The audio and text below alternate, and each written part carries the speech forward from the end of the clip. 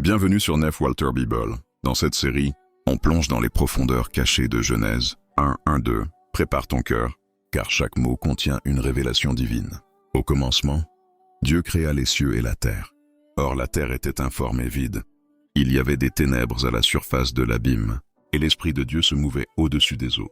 Le tout premier mot, au commencement, Bereshit en hébreu, ne parle pas d'un simple début chronologique, mais d'un moment d'intention, de dessein éternel. Cela nous enseigne que Dieu ne fait rien au hasard. Il commence avec une vision complète de la fin. Ton existence, ton appel, ton chemin, rien n'est un accident. Ensuite, Dieu créa.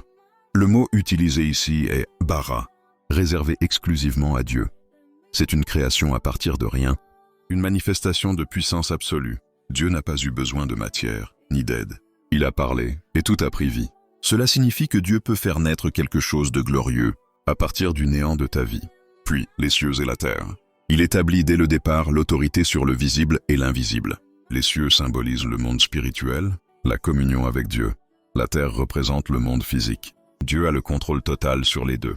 Il est souverain dans ce qui se voit et dans ce qui se cache. Ce premier verset, à lui seul, établit que Dieu est l'alpha de tout.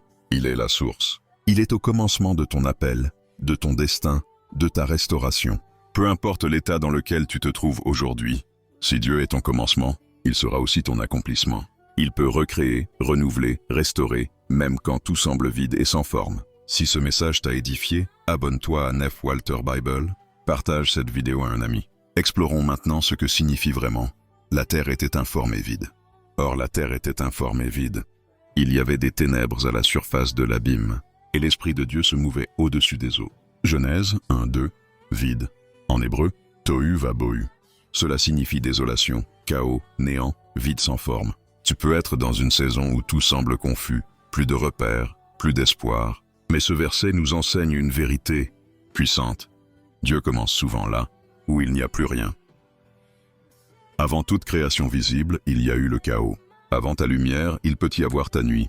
Les ténèbres couvraient la surface de l'abîme. Le mot « ténèbres » ici ne désigne pas seulement l'absence de lumière, mais aussi l'absence de direction. Parfois tu marches, tu avances, mais sans savoir où tu vas. L'abîme, ce vide profond, c'est la profondeur de ton désespoir, de tes blessures, de ton attente. Mais voici le secret, Dieu n'a pas fui le chaos. Il est venu habiter au-dessus. Il ne s'éloigne pas de ta douleur, il plane au-dessus d'elle. Il ne méprise pas ton vide, il plane au-dessus pour créer à nouveau. L'Esprit de Dieu se mouvait au-dessus des eaux.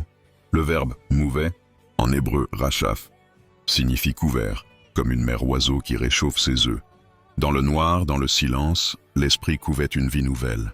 Quand tu sens que rien ne se passe, quand Dieu est silencieux, c'est souvent là qu'il est en train de couver ta lumière. Dieu ne commence pas dans la perfection, il commence dans le chaos. Ne méprise pas la confusion, c'est là que le Saint-Esprit travaille. Si tu es dans une saison floue, informe, vide, c'est peut-être que Dieu prépare la lumière. Ton vide n'est pas la fin, c'est le début d'un mouvement de l'Esprit. La toute première parole de Dieu, que la lumière soit. Méditons sur l'une des paroles les plus puissantes que Dieu ait prononcées, que la lumière soit. Une phrase simple, mais remplie d'une autorité éternelle. Genèse 1:3, Dieu dit, que la lumière soit, et la lumière fut. Dieu parle dans les ténèbres. Ce verset suit un monde plongé dans le chaos. Et pourtant, Dieu ne commence pas par combattre les ténèbres. Il parle, il déclare, il libère la lumière. Cela nous enseigne que la première arme de Dieu, c'est sa parole. Dans ta vie, quand tout est sombre, Dieu ne panique pas, il parle.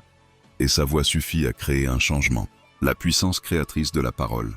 Il n'a pas dit que la lumière se fasse. Il a dit que la lumière soit.